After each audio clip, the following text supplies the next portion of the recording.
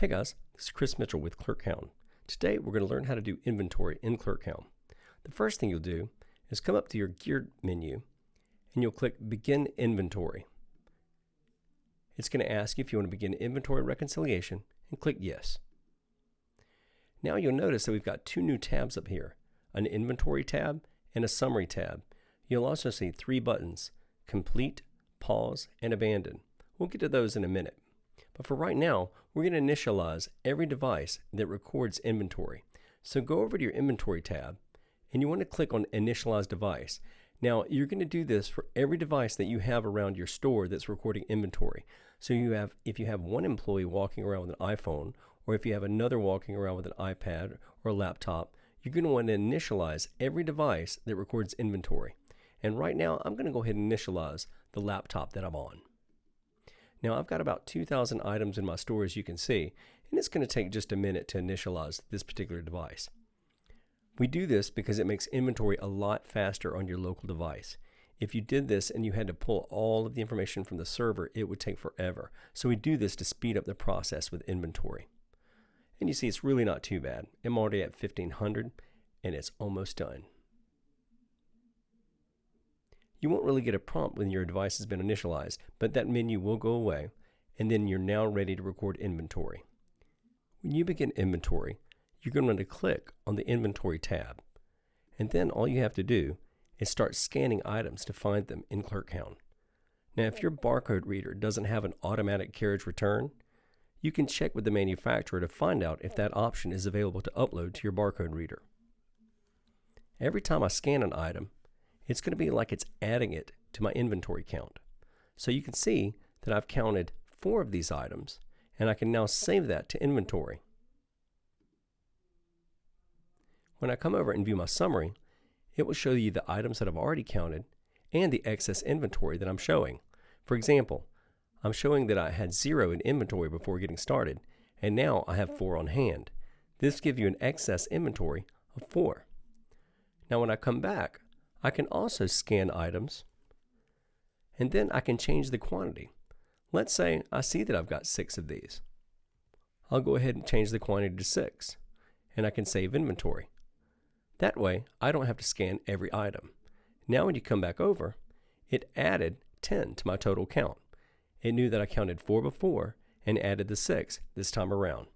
ClerkHound gives you a lot of ways to check and save inventory. Now let's say you have an item that doesn't have a barcode on it. All you have to do is go into your Inventory tab and you can search for the item by name. So if I type in single string, I can actually find any product that has that in it. This is the one that I'm looking for. So I'm going to go ahead and select this one. I'm going to add my inventory because I can see that I've got 25 of them. And then I'm going to go ahead and save the inventory. ClerkHound will now keep that in the Summary tab, and you can see you've counted 25 of the bulk Bounce and Betty single strings. Under your Summary tab, you can filter by counted inventory, uncounted inventory, all of your inventory, matched inventory, missing inventory, or excess inventory. As you can see, the items that I've counted so far had an inventory of 0, and they all have excess inventory. ClerkHound makes this easy, so that way you can reconcile and see if you can figure out where your inventory went to. ClerkHound makes it super easy to see if you've scanned or checked an item before for inventory. For example, if I come over to my summary and I scan a barcode on an item, it will tell me if I've added it to inventory or not. As you can see, I haven't added this item at all to inventory. So I can come back over on my inventory page, search for the product, and there it is. Now that I enter my quantity, I can save that to inventory, and the product will show up as counted. The next time I scan it, it will be able to find it really easy, so that if I find more, I can add them to my on hand. Now if there's any reason that you need to pause inventory, you can come over and click the Pause button. This will remove the Inventory tab as well as the Summary tab from view. We're going to go ahead and click Pause. And there you go. there's no more inventory or summary tab under the products page. Now, if you want to resume inventory again, just come over to the gear menu and click on Resume Inventory. This takes you back to where you left off, and you now have the Inventory tab as well as the Summary tab. Now, if you get to a point and you feel like you've made a mistake, you can always abandon your inventory reconciliation. To do this, just click Abandon. ClerkHound will give you a prompt that asks if you want to abandon inventory and lose your changes. If you click yes, it will set the inventory back just the way it was before you even started. Now, when you're ready to complete your inventory, you go ahead and click Complete. You're going to get a prompt that asks you if you want to keep the inventory count unchanged for all uncounted items, and you'll select No. To zero the inventory counts, you will have to type this exact sentence between the quotation marks. Right now, I'm not quite ready to set all my products to 0, so I'm going to select No. Now, we strongly recommend that you export your full products list for audit and recovery purposes. This will help you in case you made a mistake. Click Export to postpone completion of inventory and initiate an export of your product information. Choose Continue if you've already exported your full product list, and you will be prompted to finalize your inventory. Right now, I haven't exported my products, so I'm going to go ahead and click Export just to be on the safe side. Now, it's going to download all of my product data. This does take a little bit, as your database can be large.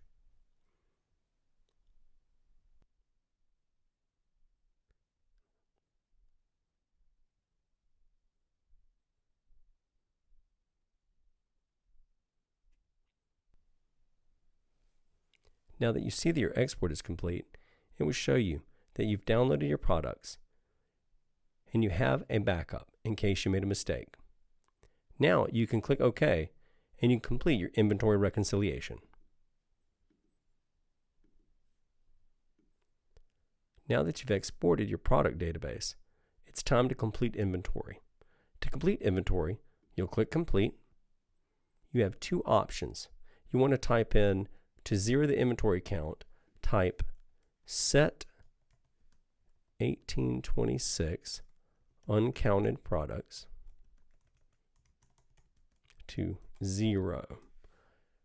You won't get the yes prompt until you've typed it exactly like it says.